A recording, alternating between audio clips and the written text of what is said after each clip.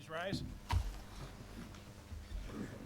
Allegiance to the flag of the United States of America and to the republic for which it stands, one nation, under God, indivisible, with liberty and justice for all.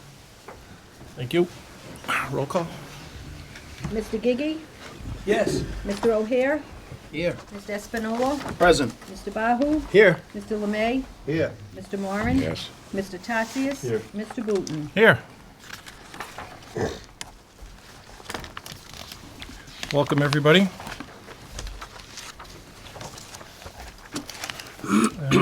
Do we have anybody from, Mr. Gigi, can you check and see if anybody's here from the public to speak tonight? Mr. Chairman, there's not one name on the list. Oh. Are there two names? Thank you very much. Any school committee communications? I do have one. I was contacted today by the WCAP, Warren Shaw's show, who does fundraising for the Salvation Army, and they asked if our school committee would be willing to contribute a certain amount of money, pool our resources to a point where we could challenge other school committees to do the same. So I put that out before you, and you can let me know later, but I wanted to communicate that, all of you, that. Take it under advisement. Excuse me? We'll take it under advisement, Mr. Chairman. Thank you, Mr. Moran. Okay, right now I'd ask for the report of the student representative. Mr. Bladis? So for the organization and clubs, the dance club is going strong with 25 members staying after school every Wednesday. They're busy preparing for the pep rally and the holiday show. The outgoing club had a great hike at the Andres Art Institute on September 30th. Daniel Cornelier, our Massachusetts Skills USA State Treasurer, had an amazing opportunity to attend the World Skills General Assembly held in Ontario, Canada, September 30th through October 7th, 2016. He was chosen as one of the 5 state officers to represent the United States in planning the next World Skills International competitive event. Our first homecoming under the lights took place on Friday, October 14th. We had a great turnout at the football game, where we announced Greater Lowell's homecoming royalty. We also welcomed back the class of 2016 to pick up their yearbook and hosted a successful dance in the cafeteria under the football game. Student Council also organized a field day. They were joined with Project Purple, GSA, and Dance Club. NTHS students volunteered to work at the Bay State Marathon October 16th. Students worked at a water station, the main entrance of the school. Our annual Canopy Lake Screamfest will take place on October 28th. Students will have the chance to see a movie in the cafeteria after school, eat pizza, and head out to the Canopy Lake at 5:00 p.m. Project Purple will be attending the 20th annual MIAA Wellness Summit on October 28th at the Doubletree Hotel in Westboro, Mass. On October 30th, students from Greater Lowell will be volunteering to host the water station for the MASI Foundation Halloween Fun Run. The 5K run will take place at the Lowell Elks and begin at 10 a.m. with an award ceremony and party afterward. The freshman and sophomore classes will hold their second annual freshman-sophomore community spaghetti dinner fundraising event on Wednesday, November 9th from 5 to 8 p.m. All proceeds will go to the Fun Future after-school activities. For the athletics, boys soccer is battling for a playoff spot heading into the final weeks of the season. The team still has a big league game with Shawsheen, Chelsea, and Mystic Valley, as well as a pair of non-league contests with St. Mary's of Lynn.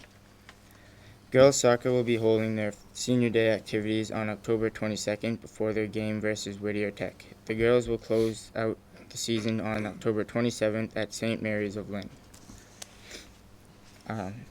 Girls volleyball will look to secure a playoff bid as they prepare for league games with Greater Lawrence and Mystic Valley, as well as non-league matches with Lowell Catholic and Innovation Academy. Both the boys and girls cross-country teams had highly successful seasons, with both in position to challenge for the CAC League title at the league meet on October 29th at Essex Tech. The teams will also be competing in the state vocational meet on November 2nd in Rentham. The team and coaches will also be hosting the annual John Kent Memorial Relays on October 22nd starting at 9 a.m. The cheer team has been supporting the football team all season and is now preparing to compete on October 30th in the CAC League competition at Essex Tech. And for varsity football, they have battled the season with a very young team. They captured their first win over Chelsea High School on October 1st and have played well in the close losses to Greater Lawrence and Mystic Valley. They will look to finish strong as we head towards the annual Thanksgiving clash with Shawsheen playing next on October 22nd at Minuteman. Thank you very much, Mr. Good Blaze. work. Thank you very much. Thank you. We appreciate it.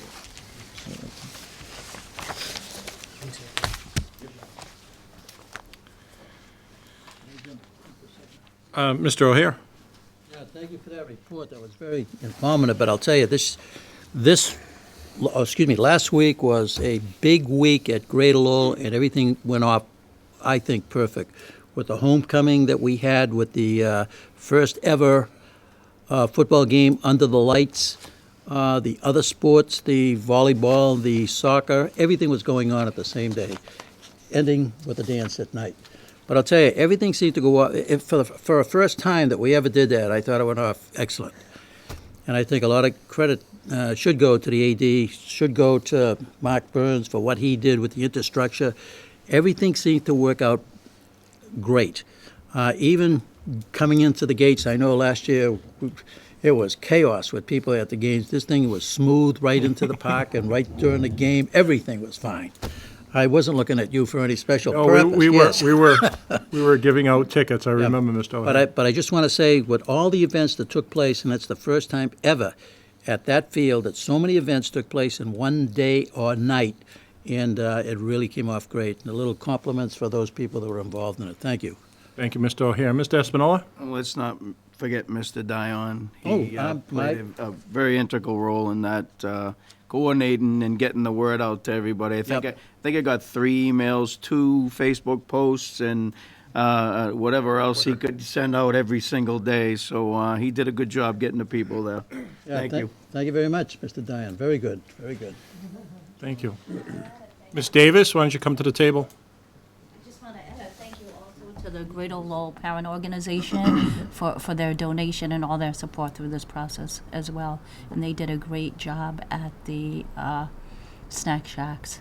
Okay. They As offered well. to pay, they offered to pay for the lights so that we could have lights. Wow. So without the parent organization, we wouldn't have been able to have that evening. Yeah, and Butch is on the parent organization as well. So I'll say something. Mr. Bajo? I think I've been to some homecoming games in the past few years, and we always have a nice, smooth following on a Saturday afternoon, and I think this Friday night couldn't have worked out any better. We had the students participate not just on the field but off the field. They were here with Zip, and they were excited to be a part of this. And as I entered into the football game, I think the start time was 6:30, and I was about to take my seat into the bleachers. The funny thing was I couldn't find an open spot on the bleachers. I had to walk probably for about maybe 3 or 4 minutes saying some hellos and such like that. But the energy was there. They had raffle tickets. They were selling decks of cards, and it was all going towards student services. They were selling these light-up necklaces, and the students really grabbed on, to this wonderful event. And then upon leaving, I actually left through the cafeteria, and they were holding a dance. And those dances generally get about 100 students at them, and this year we got close to 300 students. So this was a wonderful homecoming experience. I'm so glad that I attended, as well as some of my school committee members here as well. And I look forward to doing the same thing for years to come. So thank you for everybody that was involved and all that was accomplished on Friday, October 12th or so. Mr. O'Hare? Thank you, Mr. Bajo. Mr. O'Hare? Yeah, just one last thing. Mr. Bladis, just thank all the students for what they did. It was a great night, great night. No problems. Everybody was enjoying themselves. The cheerleaders were fabulous. And what is the new designation? It's not the homecoming queen, and man, they have a new designation for that. Royalty court. Everything worked out perfect. Mr. O'Hare was Thank you. pinning just about anybody. He almost pinned me with, with a flower.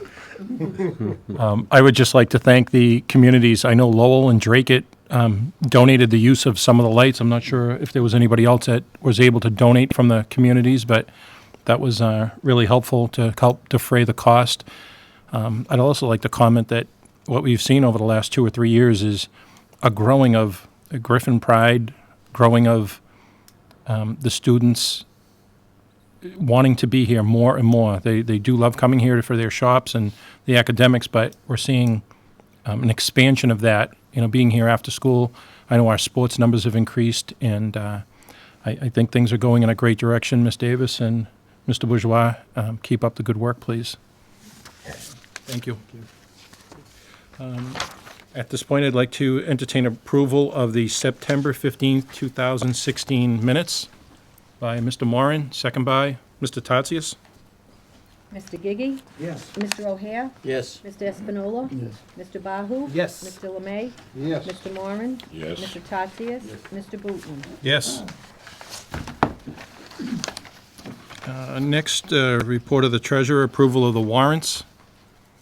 Motion to waive the reading, Mr. Chairman? Thank you, Mr. Bahu, seconded by Mr. Moran. Mr. Gigi? Yes. Mr. O'Hare? Yes. Mr. Espinola? Yes. Mr. Bahu? Yes. Mr. Lemay? Yes. Mr. Moran? Yes. Mr. Tatsias? Mr. Booton? Yes. Next up, I'd like to entertain a motion to approve expenditures for the sum of $3,585,688.24 by Mr. O'Hare, seconded by Mr. Moran. Mr. Gigi? Yes. Mr. O'Hare? Yes. Mr. Espinola? Yes. Mr. Bahu? Yes. Mr. Lemay? Yes. Mr. Moran? Yes. Mr. Tatsias? Mr. Booton? Yes. There is, I see no report from the general counsel.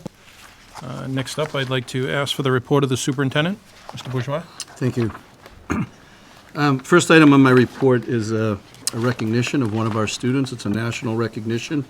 I'm going to ask our guidance director, Tracy Incanasio, to come up and give you a little more information, and then we're going to ask our chairman to present the award. Thank you. So it is a great privilege today to come before you and speak a little bit about a commended student for the National Merit Scholarship Program.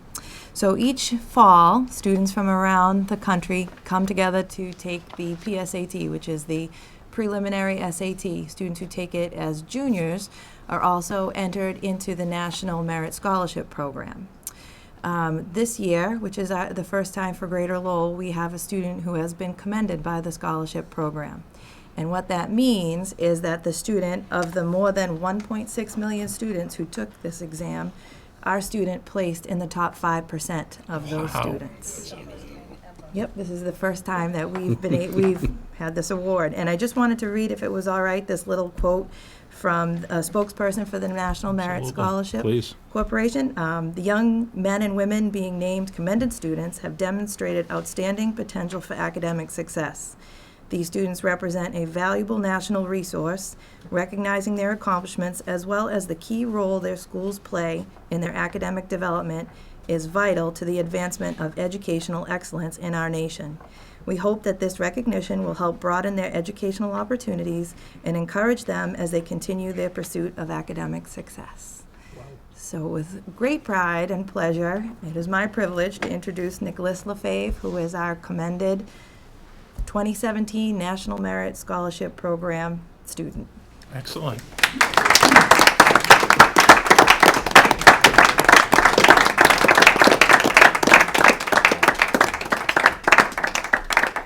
Congratulations, Nick. Thank you. Good job.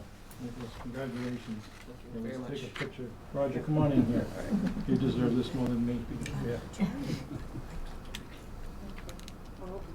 Good. Thank you. Congratulations. Get a picture with Oh, sure. with mom, too, and grandma. Oh, no. Oh, you gotta go. I'll take a picture with your phone if you want. And you can have a picture with him. Come on up. Fred, would you use your camera to take a picture? We'll just do it on your camera so you have it. How's that? Thank you. Please, next to your son. About the grandmother. Oh, please, come up. Yes. Generations.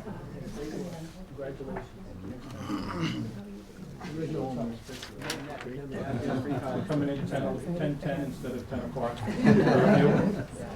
right. Hard work pays off. Smile. Great work. Big smiles, everybody on 3. 1, 2, 3. Thank you. Do you have some words to say to us? Ready? Hey, Fred, does he have some words that he wants to say? Does he want to say anything? Would you like to say anything? Thank you for this award and just giving me the environment to do well. So, thank you very much. You're welcome.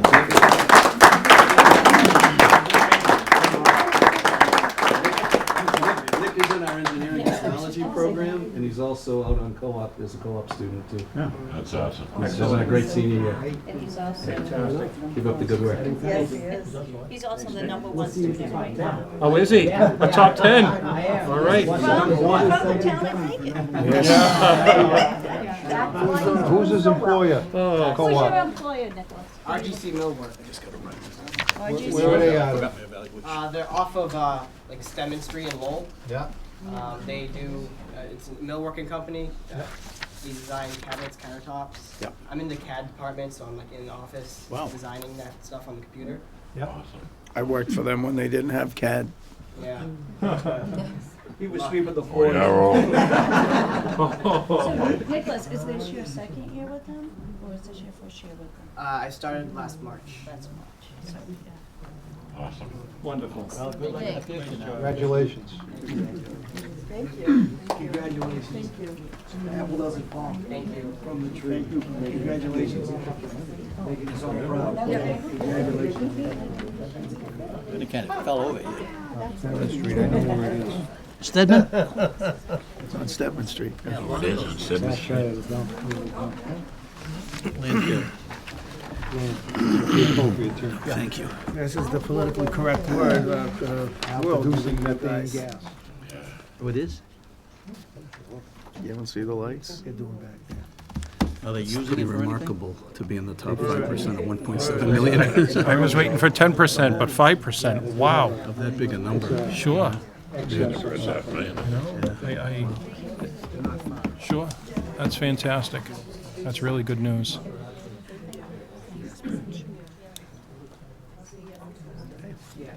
Okay. If we can get back, let's give another second to Mr. Tatsi as he's speaking to parents. Okay, I get knocked things over here and everything, so I gotta get.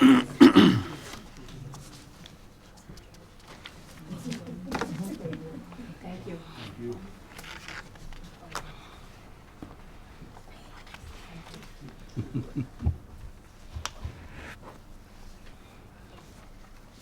Great. No need, Mr. Tatsias. Okay, the next item on my report is my monthly cooperative education report. Our numbers are exactly the same as last year at this point in time. We have 28% of our students out on co-op. I'm going to talk a little bit about that when I do the PowerPoint on the student success indicators in a little while.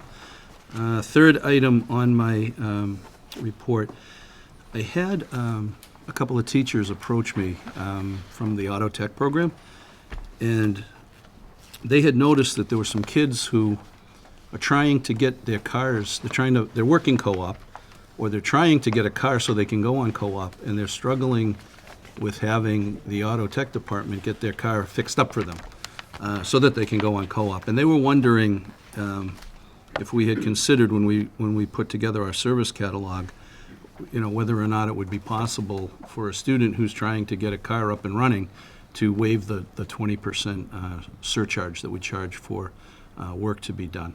So they met with me, and we drafted some wording. So if a student had a car and it was perfectly working and he just wanted to get a paint job that he didn't really need, it wouldn't apply. So they gave me the words they'd like to see or like to have you consider changing or adding a line to the policy, and it would be simply the 20% surcharge will be waived for currently enrolled Greater Lowell Tech students having automotive work performed on their own vehicles for safety, roadworthiness, and/or preventive maintenance. So that's what they asked, if that would be possible. And they've seen some kids struggling to try and scrape up the money to get to get and keep their cars running as seniors.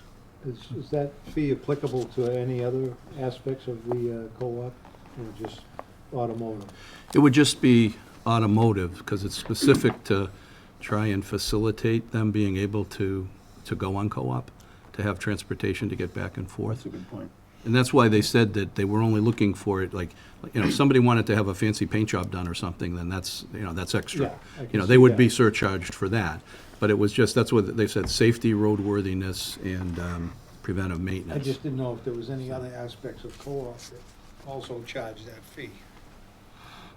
And I think just this automotive. is the only, it would be auto tech and auto body. Okay, it's just for my own Yep, well-being. yep, no, just auto tech and auto body. And, for instance, they saw, student, the car won't get a sticker because it's got to have new tires put on it, right? So the kids have to come up the money for the new Yeah. tires, and then they've also got to scrape up the money for the surcharge. I think you're misinterpreting it.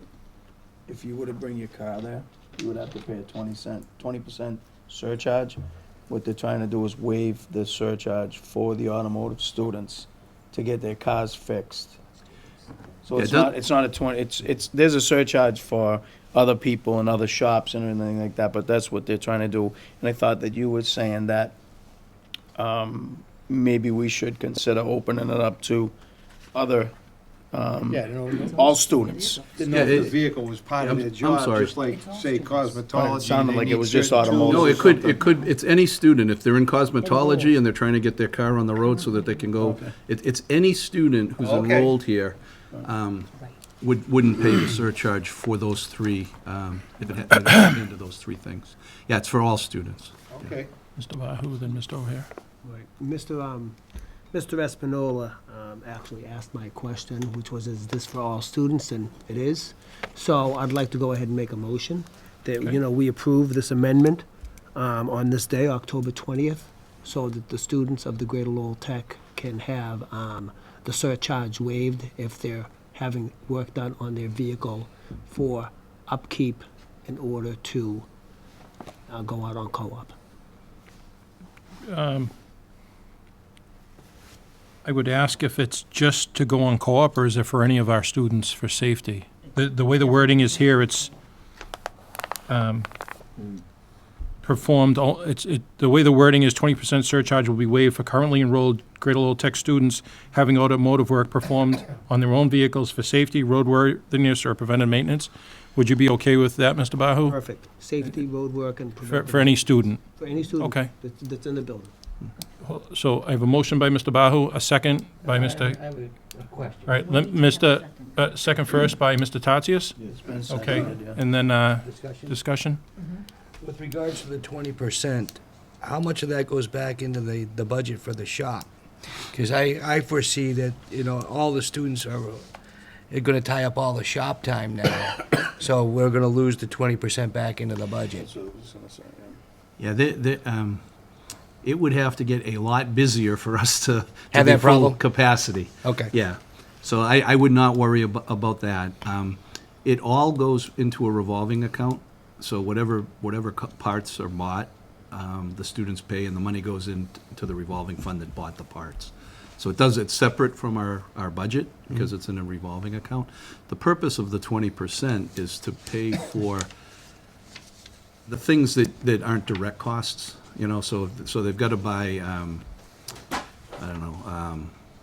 they've got to buy other supplies to be able to have them in the shop in order to work on cars, but you wouldn't, extra nuts and bolts, things that you would grab and you have to have there, but you wouldn't attribute it specifically to the job.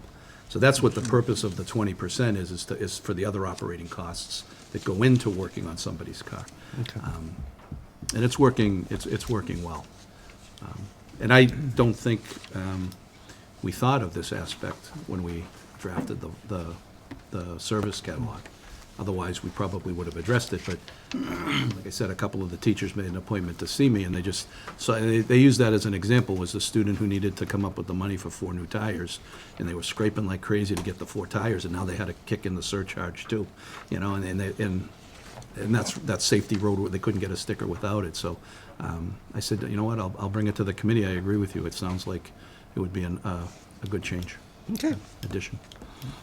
Mr. Espinola, then Mr. Tatsias? What types of safety measures, not safety measures, but preventive measures that are going to be put in place to make sure that this isn't abused along the lines with what Mr. Gigi had said? Who makes the decisions?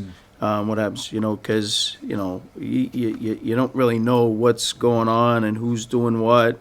And I don't want to be put into a position where it goes outside the realm of road safety concerns. And next thing you know, you're doing all kinds of other things to it, where we should be teaching these kids how to do that. And if they are in that shop, they should be able to do it at their house. So I'm concerned with some abuse, and I don't want to be put into a position where this is going to happen. So who would make the decisions? Is there a list of qualifying events that would come into a place? Because it seems to me that I was only in drafting, but if I was in automotive, or I was in carpentry, or if I was in any other of those shops, that I would be able to take care of that stuff in my driveway at home.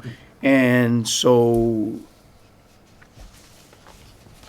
you understand what I'm saying? I don't want it to get out of control, that only the Greater Lowell kids have their cars parked here, doing whatever they do to their cars, and on our cost. And then along the lines of what Mr. Gigi said, like, all right, well, that 20% isn't coming back in. Now in our budget, we're getting those laissez-faire nuts and bolts and all that stuff that we got to come up with to pay for.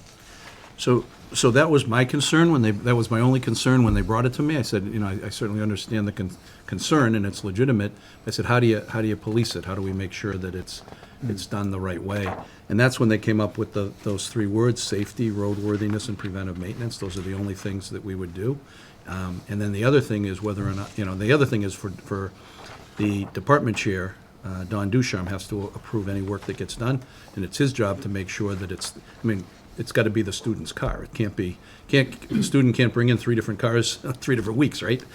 It's got to be their car, so either, in their name, or that it's their car that their parents are letting them use. Can't bring in 3 different cars in 3 different weeks, but that doesn't say it's not going to happen. So is there a paper trail that is going to be signed, that is going to be, okay, here's the owner of the car, or, Joe Espinola owns this car, he's in automotive, he's going to do the tires, going to put an alignment, going to do the shocks, the struts, all that stuff, and then it's registered to me or my parent. And then next week, is there going to be a second car just in case? Right. So they can't, maybe one car's not available to them and the next car may be. So I'm a little concerned with it. I'm okay with waiving the 20%, but I don't want to get ourselves into a catch-22 with this. Don Ducharme, it's going to be his job to just, he approves all work. No work gets done unless he approves it.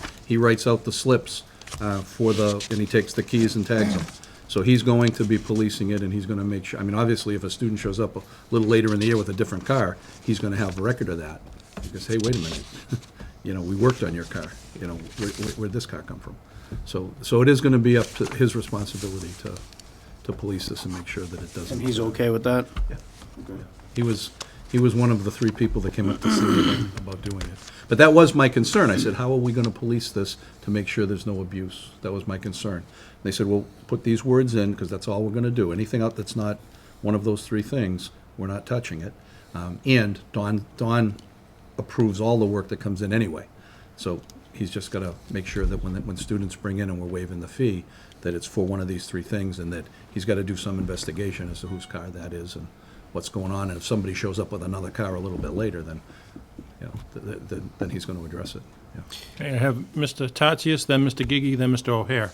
So, Mr. Tatsias? That was going to be my question. Who's going to set the guidelines and enforce?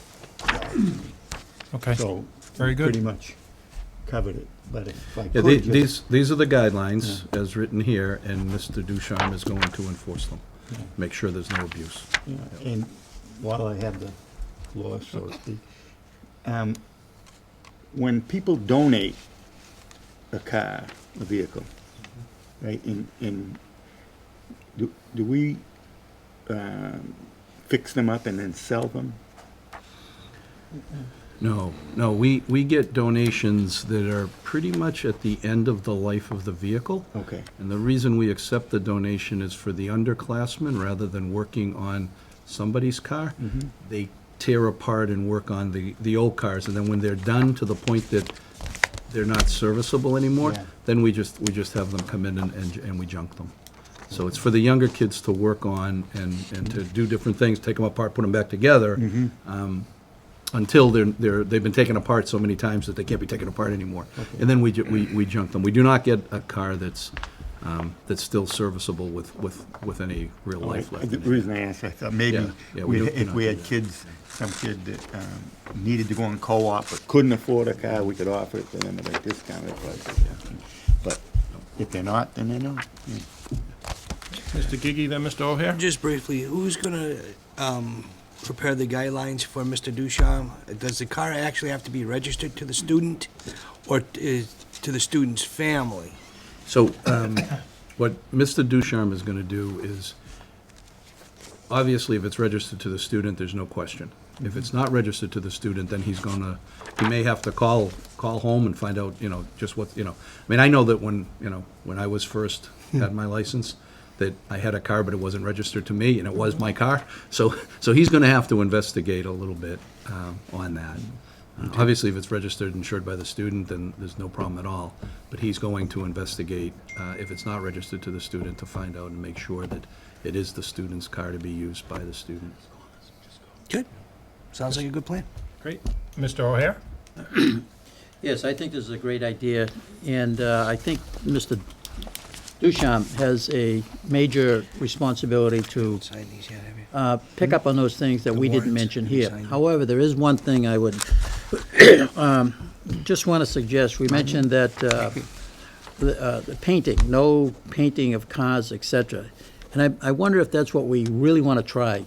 And only because if a student has, let's say a dent or just a terrible-looking car, sometimes the cleanliness and of something really impresses other people.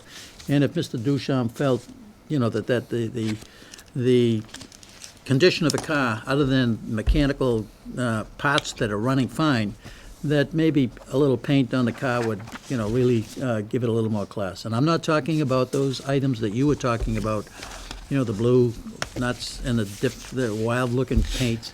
Just a regular car, so that it would look very presentable, and it would be something that you wouldn't mind having some of your friends, friends ride in it also. But that would be under the control of Mr. Ducharme. That's I have actually a, I off have a, of I have a what we're question. talking I have a about. comment on that. Can we try this for a year? I feel it's imperative and it's very important that we don't charge 20% to our students. Yeah. Mr. Espinola, you're right, we probably did some repair on our cars, but there may be somebody in cosmetology or culinary that wouldn't be able to safely change their oil, and we wouldn't want them to. We want them to be safe, we want their cars to be safe, we have the means to do it. So, Mr. O'Hare, with your suggestion, I think we wait a year, maybe take a look at what the cost was for the year, waiving the 20% over the year, and then if you wanted to expand it to a paint job, maybe that's the time we could revisit it. But right now, we're going to be giving up some sort of income coming in. A paint job on a car, you're right, it could look better, it could help, but safety, I'd hate to have a paint job done and it affect the safety because the money becomes too low. So if you wouldn't, Well, I guess what unless you're going to unless you want to make a substitute motion. I guess what I'm saying is I don't really want to change what has been said today, but sometimes first impressions are lasting impressions. And if a student comes up trying to get a job with a fairly decent, clean car, I think he has a better chance of getting a job than someone showing up with kind of a scratched vehicle, whatever. So I think it gives the advantage to the student. I could make a substitute motion, but I think I would rather leave that responsibility to Don Ducharme, who's the head of the program, and he can make that call. And it's still the same guidelines as everybody else produced here. But remember, someone shows up in front of your house with a junk, it reflects the driver also. Someone shows up in front of your house with a fairly nice-looking car, I think you might feel a little better. Okay. There is a, Mr. Espinola? a prioritization of where people would be able to, if we have people that come in off the street, they will be first, and, so that, we don't have someone come and take their car and in for a oil change, and the oil change doesn't get done because the kids are working on their friends' cars, and then the constituents and the customers, quote unquote, for the school would be upset because they didn't get their oil changed until 3 o'clock in the afternoon or something like that.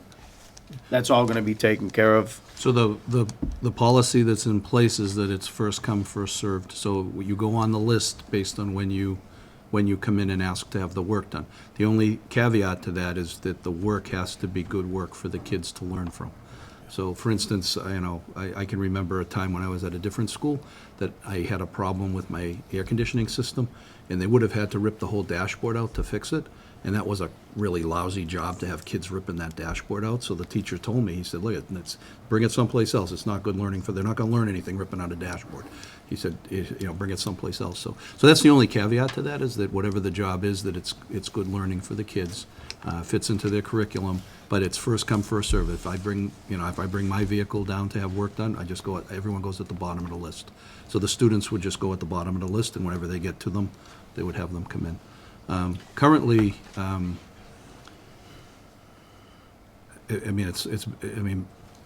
what I said before about capacity, I don't know of any time that, you haven't gotten in within a day or two of going down and asking if you can bring something in. It's a very short wait time, right now anyway. I've had my son's car work on while he was a student here a couple times, and again, it was a day or two. He's like, oh, it's going in tomorrow, Dad, so pretty quick. There's not like a long waiting list. Mr. Tatsias? Do we have parking stickers? Oh, yeah, they have packets. I mean, in order to park in the school lot, don't the kids have to have a sticker? So wouldn't that be, if they wanted a car worked on, it would have to be one that had a parking, right? Whether it was registered to them or not. It would be a good indicator that it was their car. On the other side, if it's not registered and they're going to do, the tires, or maybe they need a ball joint done, then it wouldn't, they may have it not registered yet until they get the repairs done for the car. Oh, yeah. Right, yeah. but good point. I think the majority of people would have that sticker, but if they can't, right, well, they could register it, right, even though if they don't have the sticker? Right. All right, so One other sticker thing, is a good, as far as the paint job goes, it's, my grandson had his car painted here while he was going to school, and it took months. oh, really? Well, because, they don't work on the same, it's not like going to a shop, they bring it in, that's the only car they, So, I don't think that would be conducive to getting to a co-op job. Okay, I move to accept the motion. okay. Roll call, please. Mr. Gigi? Yes. Mr. O'Hare? Yes. Mr. Espinola? Yes. Mr. Bahu? Yes. Mr. Lemay? Yes. Mr. Moran? Yes. Mr. Tatsias? Yes. Mr. Booton? Yes. So the fourth item on my report is, I just wanted to ask for your collective guidance on when you'd like to have the municipal event. I know that when I did my goals, that was one of the goals that we set, was that we would bring back the annual municipal event, whether it's a breakfast, a luncheon, or a dinner. And, we kind of left it open-ended as to what it was going to be. and as well as the date that we were going to have it. I think that I'd suggest that maybe the last week in March or the first week in April would probably be a good time frame to have it. It's before we get real busy for the end of the year. There's not much going on those 2 weeks right now. But I think and I don't need to know this meeting. You can let me, you can kind of let me know next meeting. What the date, whether it's, Thursday or Friday or Wednesday, and whether or not it's a luncheon or a dinner or a breakfast. And once you give me that direction, then we can send out the save the date card. We have all the mailing lists all ready to go, but we can't send the save the date cards out until we get, we know what the date is and what time it is. What would your preference be? It doesn't make any difference at all from our end. We'll do whatever you guys feel is most conducive to getting the most municipal officials to come, whatever's most convenient, I think. Mr. O'Hara? I just make a suggestion. I mean, it's a big thing. We've had them at different times. Can you give us a, time until the next meeting, and we'll somehow get together formally or informally? Yeah, you said that. All right, good. That's what we'll do. Yeah. Yeah, I wasn't It's all right, expecting yeah. Okay. you to tell me tonight. I just wanted to get it on your radar screen, so you could kind of think, check with, we have a mailing list. It's all the school committee members, the finance committee members, the city council members, the selectmen, the, town manager, city manager, superintendents of the 4 municipal members, right? So that's our list. And, once you let us know what you think the most convenient time and day would be for folks, we'll start sending out. First, we'll send a save the date card, and then that'll be followed up by a formal invitation a little bit later. But we'll get it printed up as soon as you let us know. Next meeting, hopefully, in November. Isn't this something we discussed? We're gonna do it in November, we were gonna do it and then we changed it, because around, what's coming up in November. was too Originally, we had talked to trying to do it in October, and then the school year started, and we kind of lost any lead time on that, and then we did kick around a little bit about, okay, we could do it in January, and then you got snow dates and those types of close. I things. think So spring is good. I think, looking at the calendar, just before we get really busy, those 2 weeks are really nice and quiet, and you don't have to worry about a snow date, hopefully. You don't have to worry about a snow date. Most years, you don't have to worry about a snow date, but there was an April 1st storm one year, right? Yeah. But, okay. No vote required. No, just, somebody can make a suggestion next meeting, and We'll we'll do our best. figure it out. Can we get a copy of the list? Can you, Cheryl, a copy of the list of Constance would like a copy of the invitees? list of people that we're going to Oh, invite. Just the town officials, city officials. But if you can give them the list with the contact Who they- information, he I can mean- forward to them. All May 4th? officials, or, I know, like the selectmen and the, Town managers, city managers, Right. selectmen, school Finance committee. finance, the state, the local delegation. okay. If you could send out the list, Cheryl, this way, If it's a big hassle, no, but no hassle. You can send it to him, right? just Okay, good. one more thing. No, we got it done in preparation. It's actually probably very similar to the list of the folks that we invited to the dedication of the construction project. Most of the same people would be on it, so we can get that to Might you. behoove us to poll them and see who, if they have a, A preference. yeah. Yeah, I think the idea is to try and have it at a time and a day that you're gonna get the most people that are available to Well, go. that's what I say, You won't get 100%, I don't think, but you do the best. When we used to do it at night, it was on a Thursday night because it was the one night that the They didn't have municipalities meetings. didn't have meetings. Yeah. So the Thursday night worked the best for the member communities. But if we do it during the But if we day, do it a during breakfast the or a lunch, day- they can see the kids here working That's in the right. shops. Yeah. And we've never really done it that way. So it might be a good experience for them because then they could get a tour while the school's in session and see the shops and working. Would we have culinary? Cut the number. Yeah. Yeah, that would be, yeah. Okay. It's in the Artisan.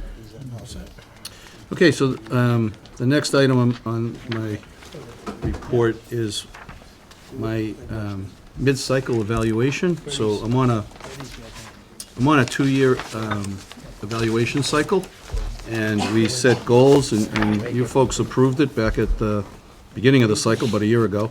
And what this is a report of the progress being made on the goals at the midpoint, halfway through. I met with the subcommittee, which the plan calls for a subcommittee meeting. I met with them on Tuesday, so we had a conversation about this document for about an hour and a half on Tuesday. So we got to talk pretty much in depth as to where I am with it, and at this point in time, unless anybody has any questions. Mr. Bahu? I sat as the chairman on that mid-cycle evaluation report of our superintendent. And, Mr. Bourgeois gave us a very detailed report, cohort by cohort, line by line, education, the ability to work with staff, meetings with staff and professional learning communities. And it was everything that we had that we had outlined in his first year report. So as the chairman, I would recommend that we accept the superintendent's mid-cycle evaluation as a strength that he has in what we've been doing forward with the school. Okay, motion by Mr. Bahu, second by Mr. Moran. I read the evaluation. Yeah. Okay, any discussion? Roll call, please. Mr. Gigi? Yes. Mr. O'Hare? Yes. Mr. Espinola? Yes. Mr. Bahu? Yes. Mr. Lemay? Yes. Mr. Moran? Yes. Mr. Tatsias? Yes. Mr. Booton? Yes. Okay, thank you. I'm going to slide down to the other chair, and I'm going to just do a few PowerPoint slides on some of the success indicators. Just every year since I've been here, this is my third year, so I think this is the third time that I've kind of gone over some of this data with you. And I look at it, a little more comprehensively, I guess, than just the accountability. I mean, the state has an accountability system. I am going to talk about that, but I really don't think that captures, especially us as a vocational school. So I'm going to include some other criteria that I want to update you on. So really 4 things that I want to talk about. Our cooperative education placement rates, I think, are a key indicator of student success and how we're doing. Skills USA, our participation rates and our medals. We also are required by the Department of Ed to do a 1-year graduate follow-up survey, and I think that's very telling with regards to the success of our students, as well as there's 11 indicators that are in a fairly complicated formula that are factored into that state accountability system, and schools are rated in levels from 1 to 5. Originally, it was No Child Left Behind, and we were rated with adequate yearly progress until the point where every student was supposed to be proficient by 2014, but what ended up happening was over 80% of the schools were rated as underperforming because it was really an unrealistic goal that it had. So as a result, the Race to the Top Act was passed, which really put flexibility into AYP, and that's when we went from AYP to these levels. So since 2012, we've had these level ratings. And from what I understand, this is the last year that we'll have a level rating, because the Every Student Succeeds Act was passed in December of 2015, and that's what's next. So the Department of Education, in accordance with that new act, which takes the place of NCLB, will be developing something else. From what I hear, it won't be levels. It'll be another rating system. It'll be designed a little bit differently. It's supposed to have less of an emphasis on as much testing as is taking place right now.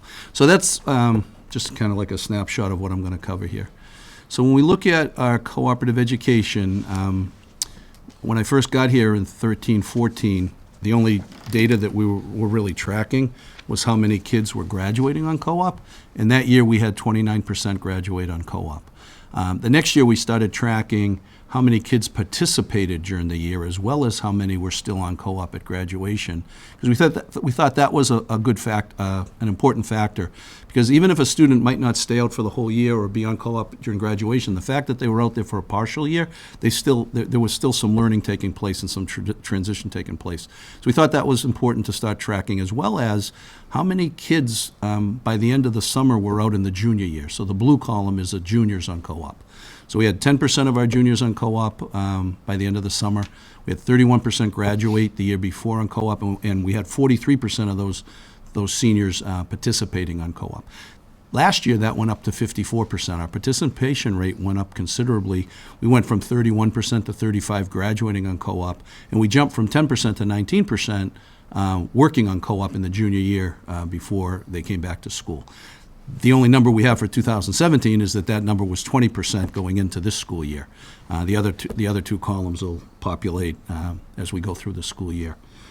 So I think that shows some pretty good growth and shows that our students are, the more successful our students are in their voc tech programs, then the more successful students will be on co-op, because they're being employed, they're being paid for their employment, and they're being successful.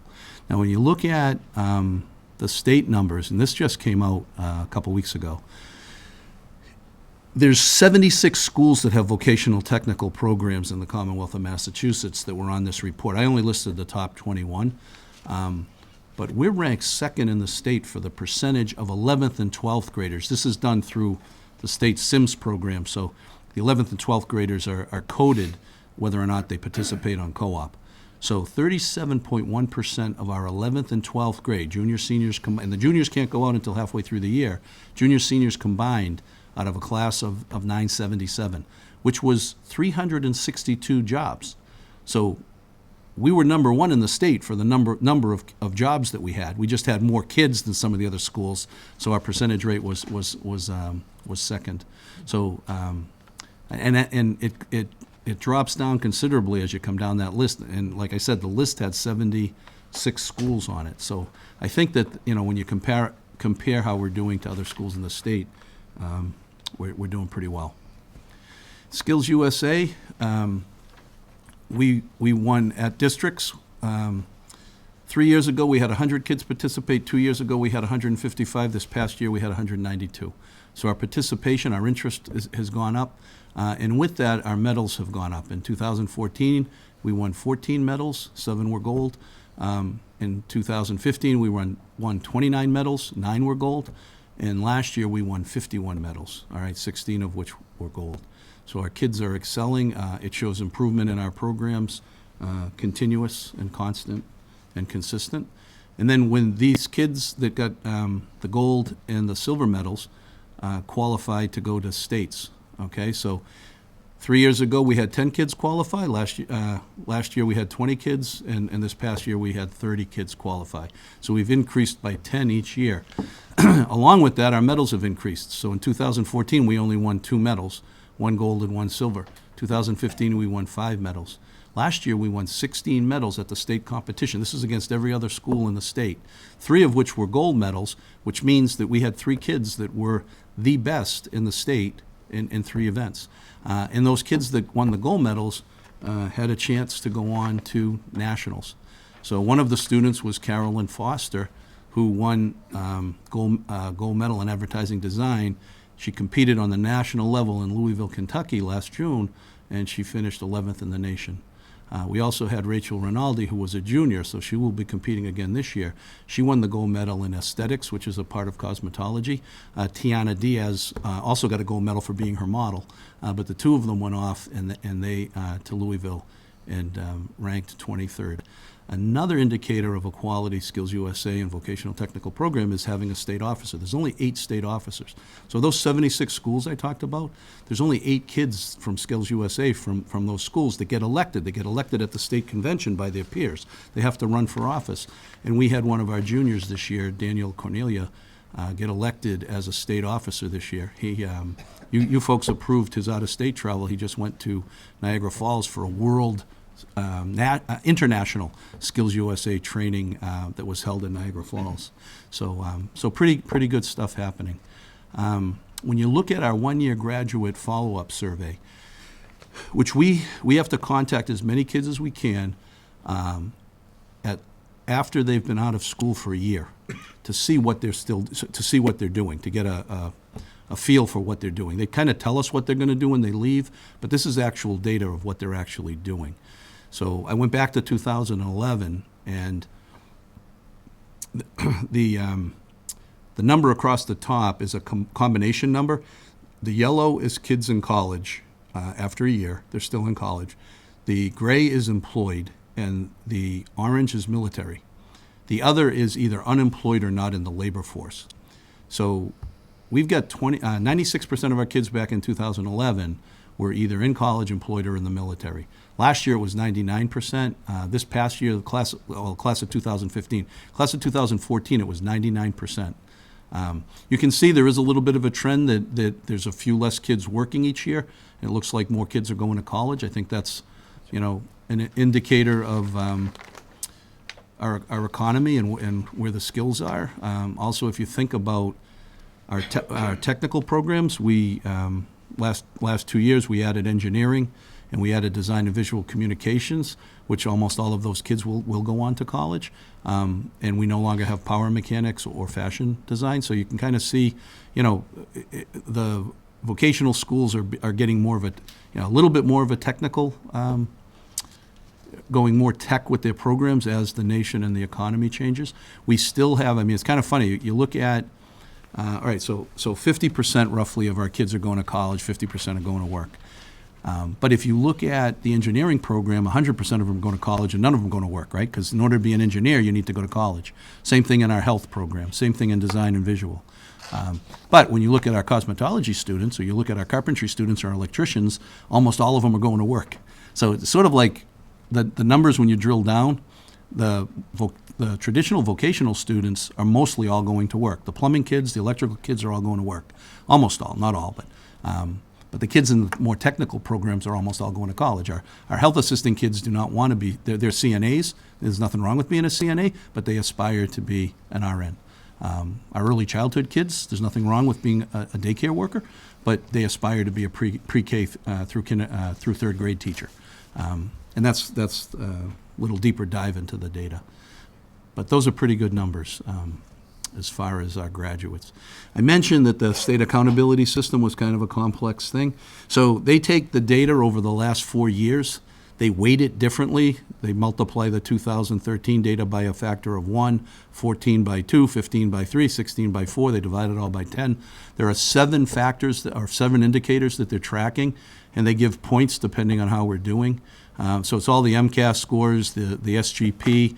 They also look at the dropout rate and the graduation rate. That's factored into that. And then they give extra credit for, the things that are listed down at the bottom as well. So that's just a slide that shows you that it is a pretty complex formula that they use. That formula will determine what level school we are. This year, we were a level 1 school last year. This year, we became a level 2 school.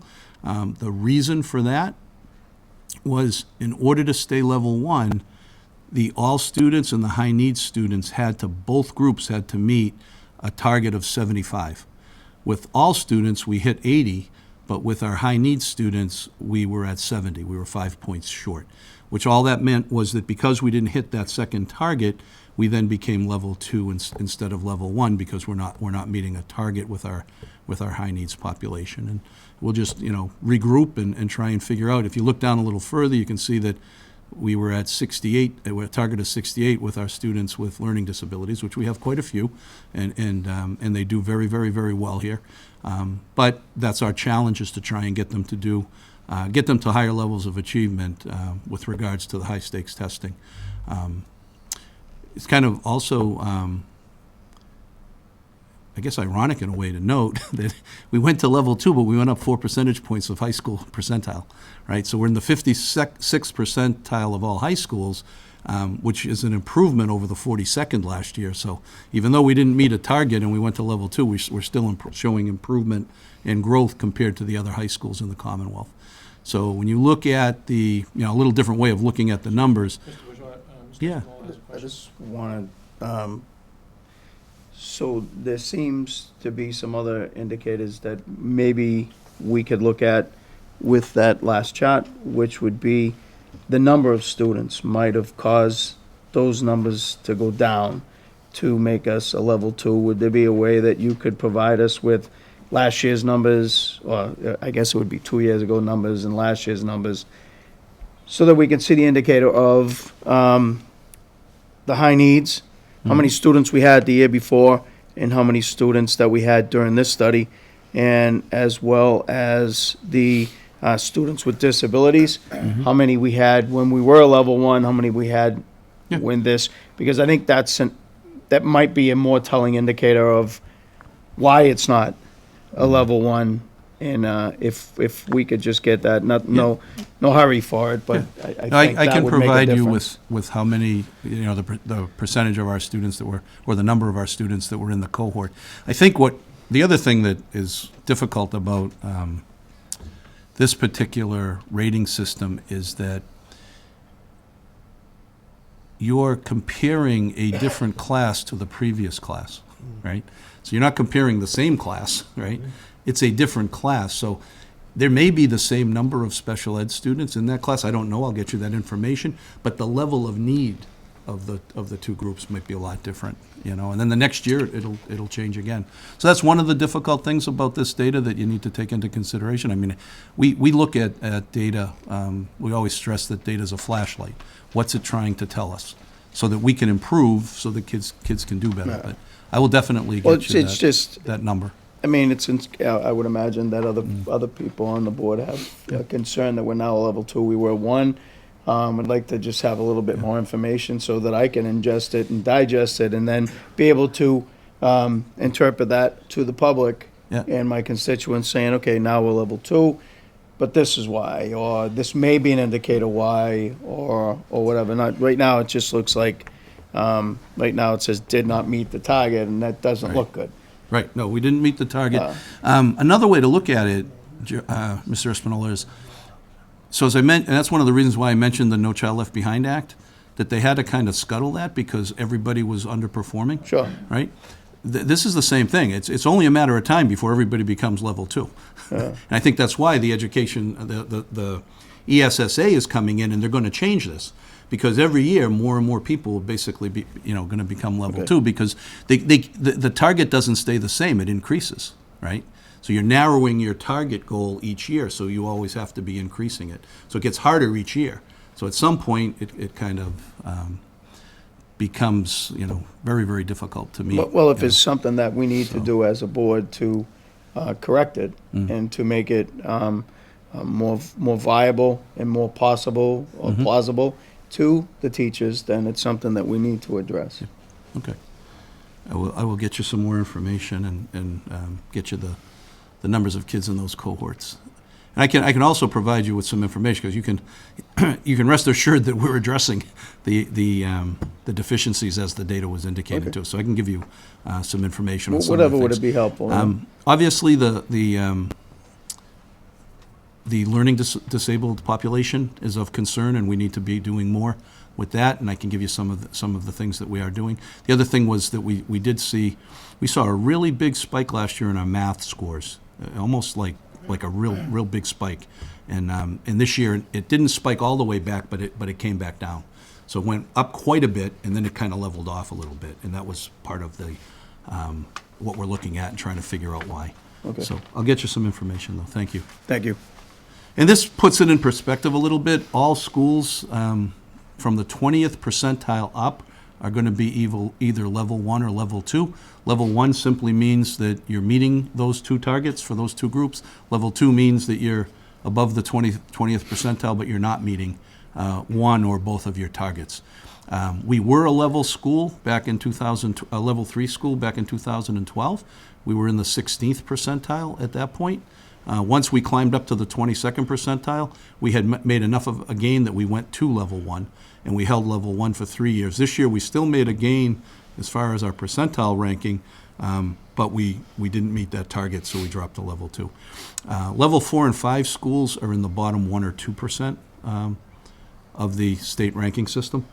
So, and like I said, this I believe is all going to change next year. I don't think I'm going to be showing you these charts next year, because the Every Student Succeeds Act is going to have this all recalibrated, I guess. So the highlights from that accountability system rating, we went from the 46, went to the 46th percentile. That's a 30-point increase over 4 years. That's pretty impressive.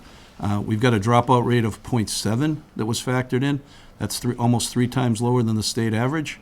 Our graduation rate, 93.5, is 6.2% higher than the state average.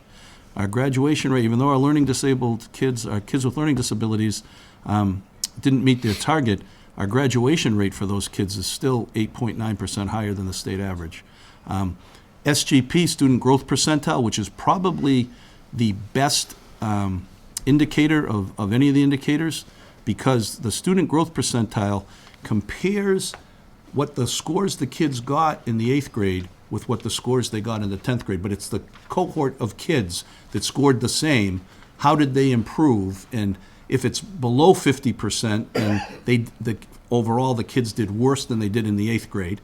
And if it's above 50%, they did better than they did in the 8th grade. So that's not comparing a different class to a different class. That's comparing the same kids who tested in the 8th grade and then tested again in the 10th grade.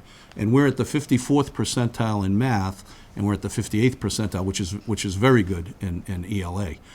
So that's a good indicator that there's some value-added instruction taking place here. Unfortunately, they really don't track what Jill and I consider to be the most important indicator, and that's really creating a safe, welcoming, accepting, and supportive learning environment for every student every day. We want every kid who gets off that bus or gets out of their car to feel safe, to feel welcome, to feel accepted, and to feel supportive. And if we can create that environment, and I think Mr. O'Hare and a couple of the other members mentioned, you saw a little bit of that when you went to homecoming, that there were 3 times more kids at the dance than before, that there weren't any issues. That's what, so when you get kids really like being here and they really feel like they belong, then a lot of those other indicators will improve because they're motivated, and we're able to create that learning environment. And that's, I really think that is the prerequisite for everything else to go up. And that's really what we do. We focus on it along with everyone else who works here, from the lunch ladies to the custodians to Jill and I. And that's the last thing. I just want to thank. We've got some really good indicators. There's always room for improvement, absolutely. But that's because of our professional learning community, because of all of the security guards, the students, the teachers, the families, the parents, you folks, the maintenance, the food services. It's all of us working together. We try to create that environment so that every student feels welcome and feels that they can be successful. So thank you. Very good. Thank you. Thank you. Lights, action. Okay, just give me 1 second.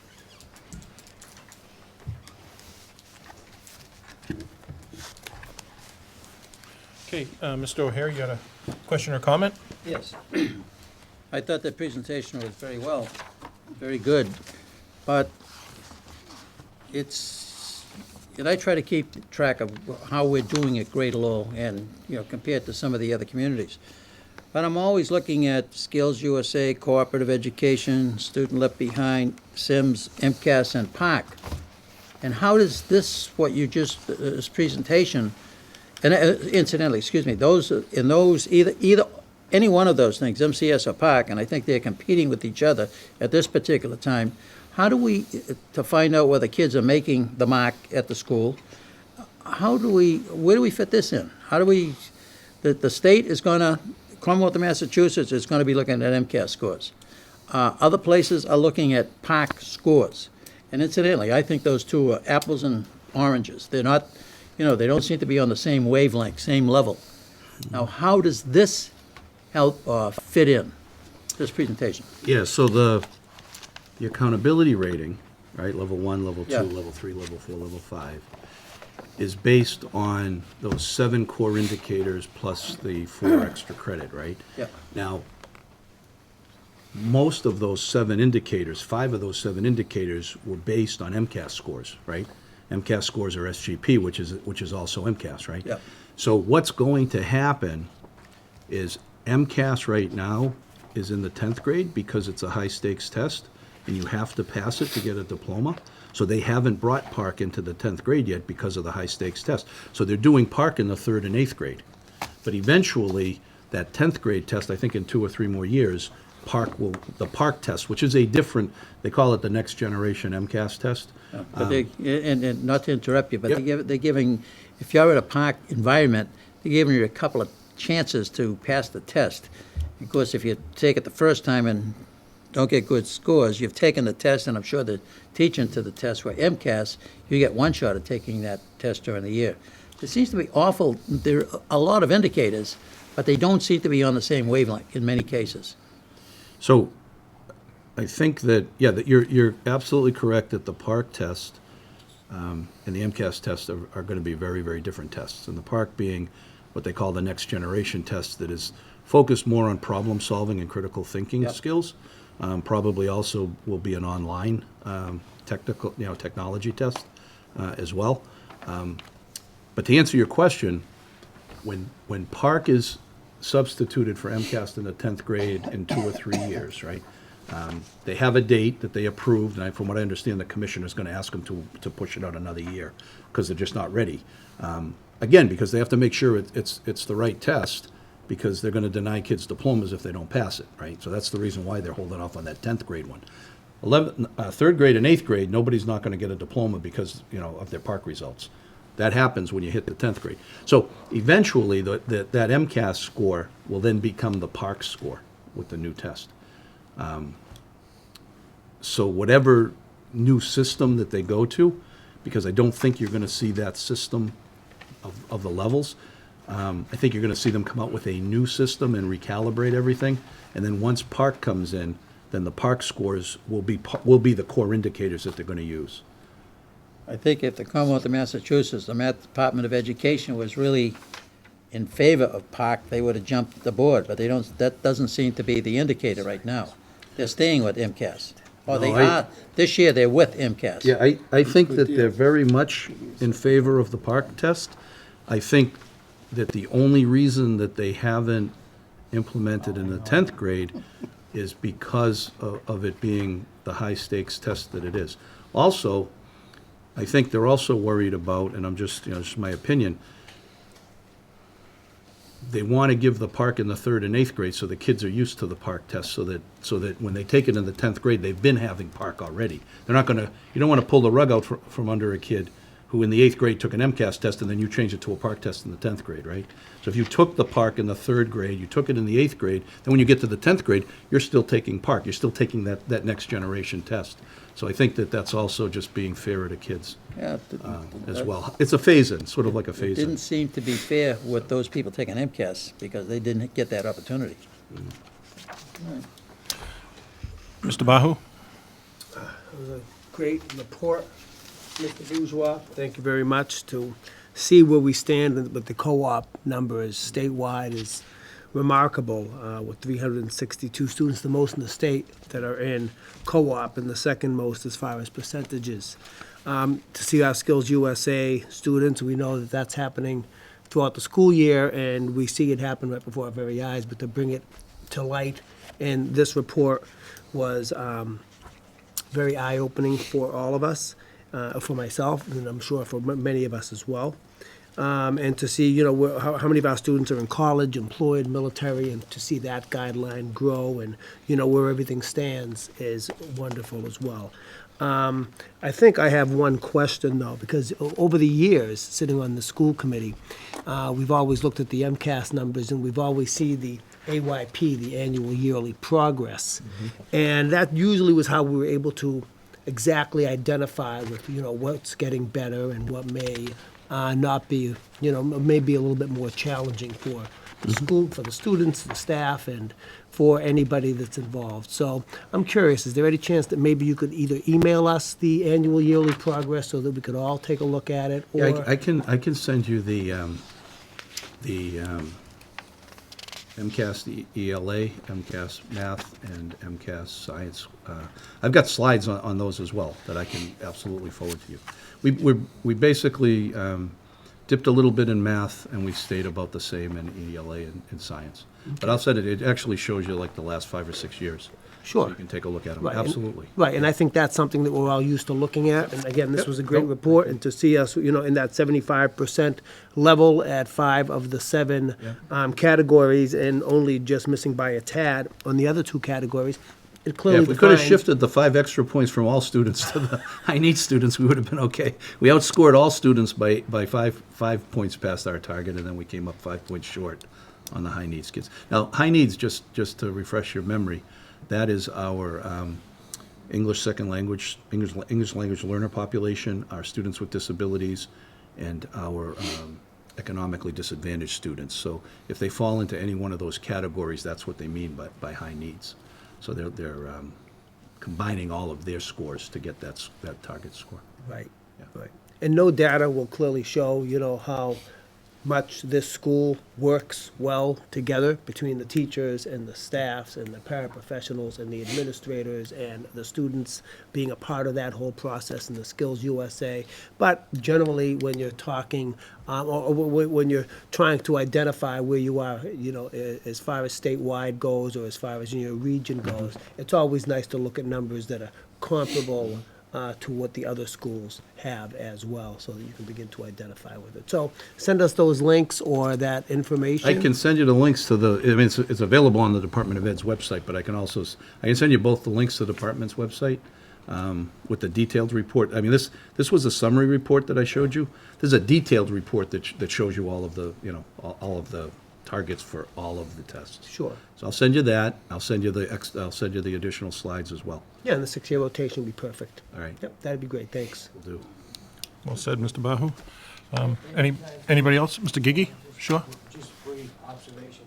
When we have the high needs, do they have pre-admission testing or that we can compare year to year on the high needs group when they first come to school here, where they fit on a scale, and then this year we didn't do as well in the high needs area? Is it because their pre-admission scores were down, or Yeah, is there some way to test that? Yeah, so we test the kids coming in the 9th grade. We give them a diagnostic test so that we know what level class that they're ready to take. But that does give us an indicator compared to the scores of the year before. But you got to keep in mind that each year the target goes up. Target ain't staying the same, right? Each year we're expected to do better than the year before. So last year, these same scores, we probably would have made our target, right? This year, they moved the target up, but we weren't able to keep up with the target. And it was the same thing that happened with AYP. When NCLB first came in, 80% of the schools were okay. They were meeting adequate yearly progress. 7 years later, 80% of them were underperforming and not meeting adequately yearly progress, because each year you were supposed to close the achievement gap so that all kids were going to be proficient at 2014. So you were starting down here, and then the target went up every year. So it was just a matter of time before different schools fell off the target. This isn't that different a system. It's interesting because you can do 9 out of 10 things perfectly, but everybody picks up on the one thing that isn't quite right. And I think I don't minimize that our academic scores, and there is a lot of value in this testing and the data that we get from it. But I also understand that our kids spend half their time learning their vocational technical major too, and that data is also important on how they're doing. That's half of their time. If we wanted to make it, a quarter of their time and spend more time doing remediation and focused on it, but that's not the school we are. We're true to our mission. We're 2 educations in 1. So I'm very, very, cognizant of the fact that all the data is important, but it's all, in my mind, it's all equally important. It's not just, one thing outweighing another. And we're going to strive to do as best we can and everything. Thank you. Okay, I'd just like to make a comment if I could.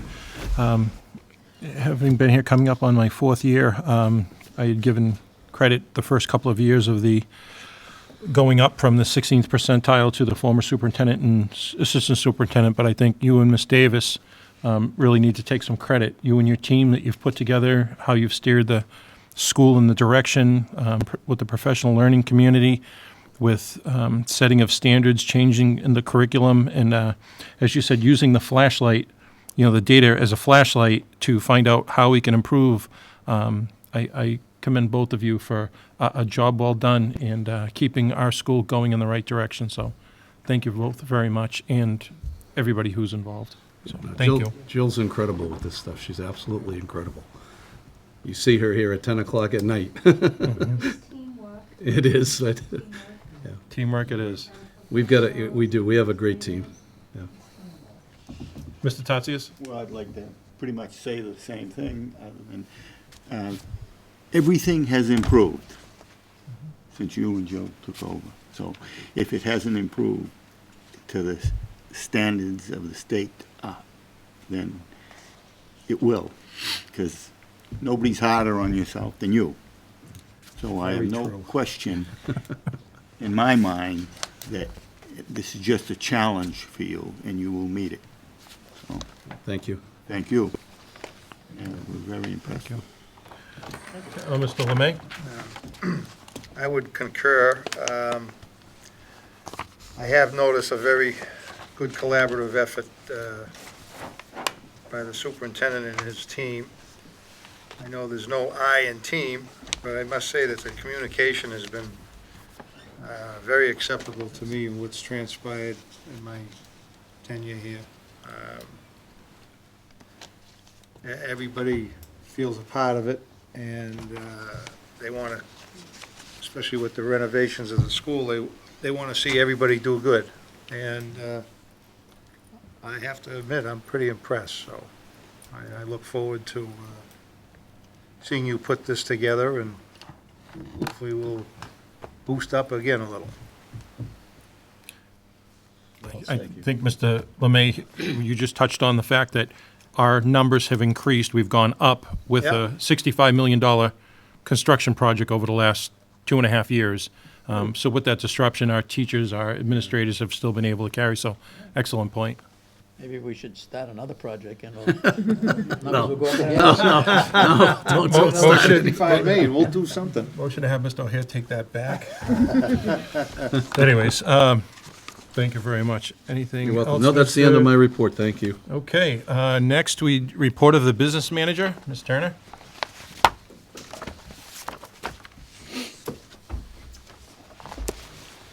Hello? Hello. The business office has been busy the last month doing year-end reports. The first one that we're working on is the 2016 end-of-the-year financial report.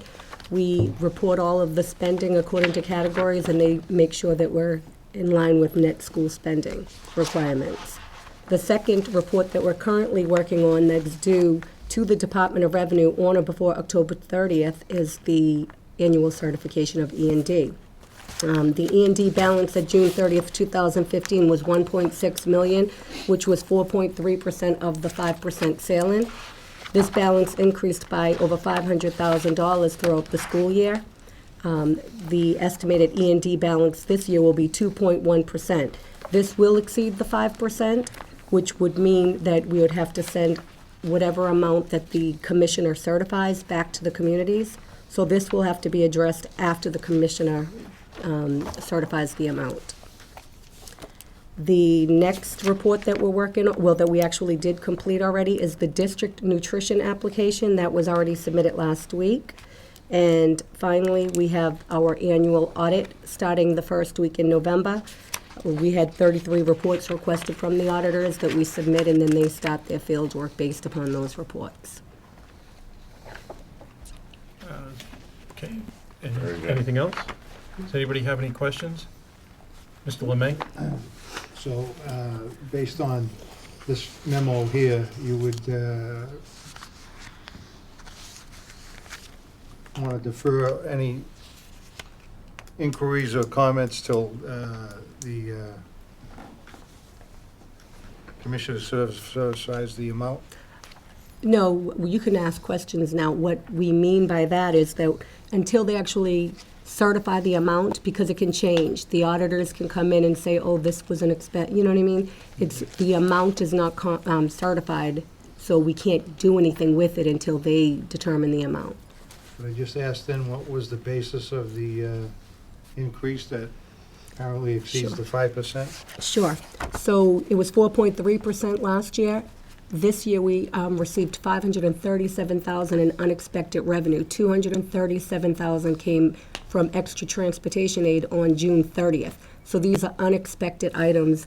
$35,000 came from interest, but just the transportation, the extra transportation alone is what blew it. $237,000 extra dollars.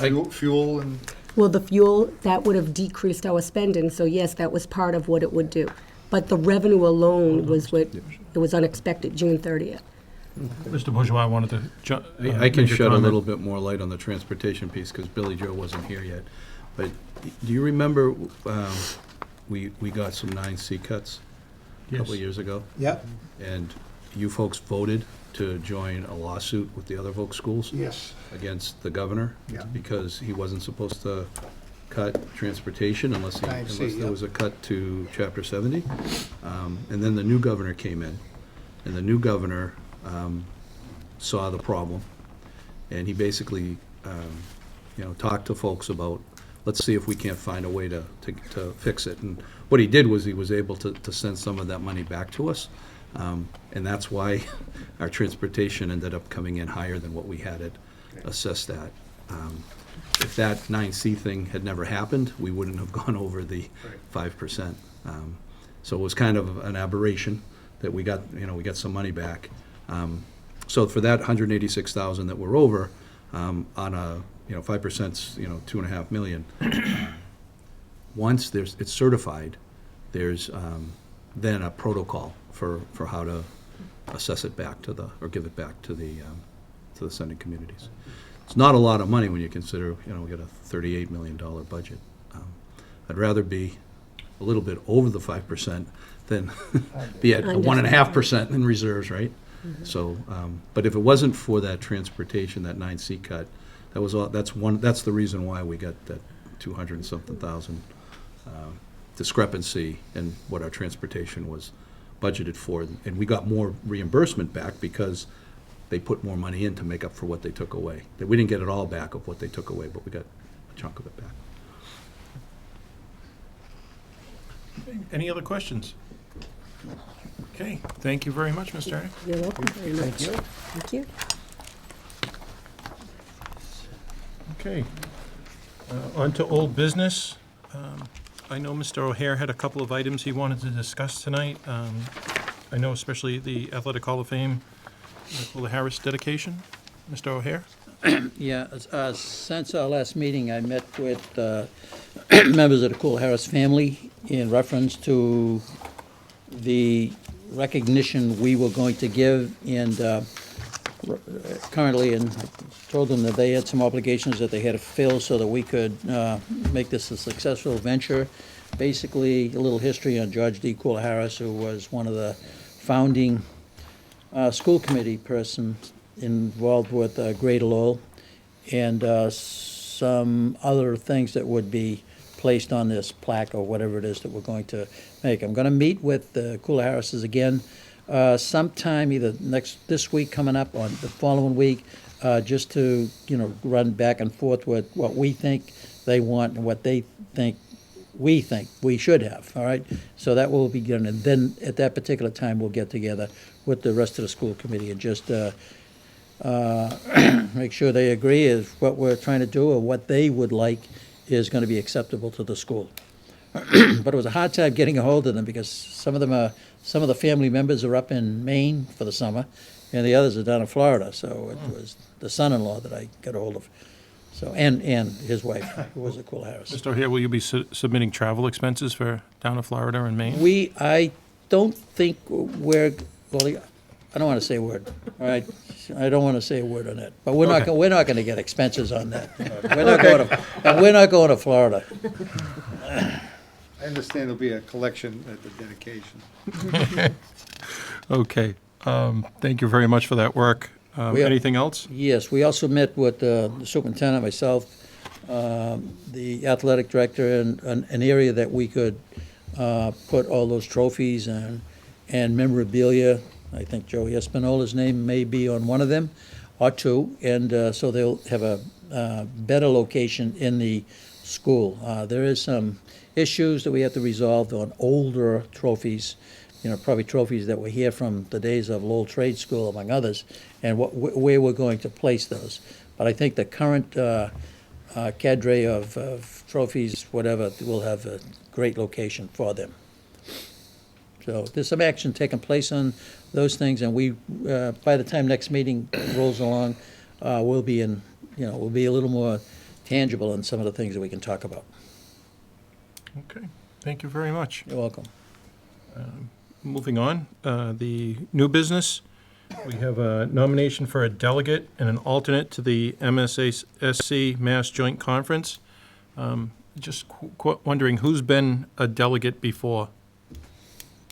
Mr. Bajo, Fred has Mr. been a O'Hare, delegate. Mr. Gigi? Mr. O'Hare, have you been? Many times. Okay. Who else is going?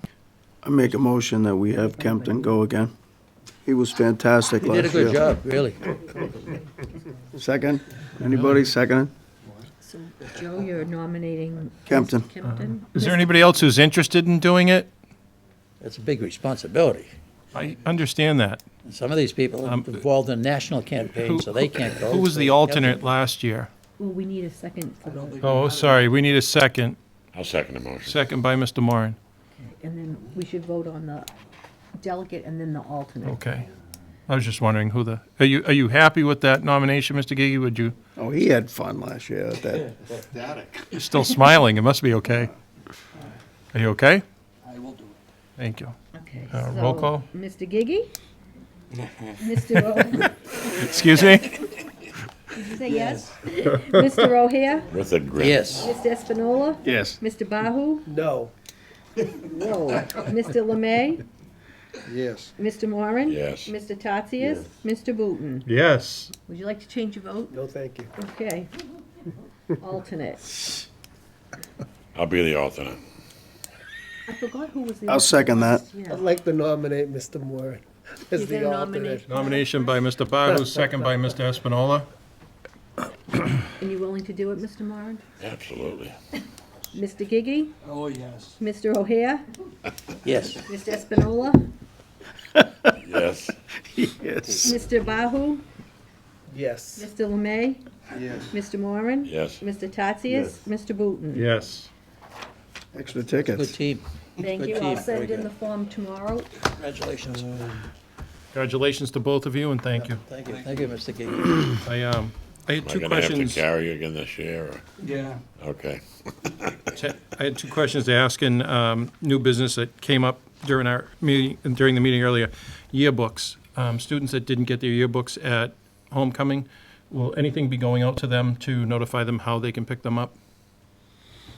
Yeah, I'm sure that, I would imagine. Can we put it out on social media and whatever else I'll be connected to? yeah, it's been on, because kids have asked on Facebook that they've posted that they can't make it, how do they get it? And the answer to that several times has been to contact Mrs. Sear, and we'll make whatever arrangements we need Okay. to. I've gotten a few phone Yeah. calls, too. Yep. Good. Okay. The other question I had, or a reminder, that we're having the superintendent social coming up in a couple of weeks. Next week. Next week, is it? Next Wednesday. Okay. Yeah. Next Wednesday, night, so- yep. 5:30, 6 o'clock start, something like that. 6 to 9. Yep. 6 to 9, okay. Very good. That's it for new business. Anybody else for new business? Nope. No, sir. No committee person motions, so we'll move on to reports of the subcommittees. I'd ask for a motion to approve the September 15th, 2016 Greater Lowell Technical High School Building Committee report So moved. by Mr. O'Hare, second by Mr. Tatsias. Mr. Gigi? Yes. Mr. O'Hare? Yes. Mr. Espinola? Yes. Mr. Bahu? Yes. Mr. Lemay? Yes. Mr. Moran? Yes. Mr. Tatsias? Mr. Booton? Yes. That's it. There were no change orders, correct? Okay.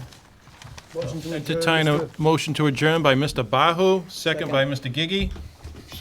Mr. Gigi? Try and spread the wealth. Delegate? Mr. Gigi, motion to adjourn? Yes. Okay. Mr. O'Hare? Yes. Mr. Espinola? Yes. Mr. Bahu?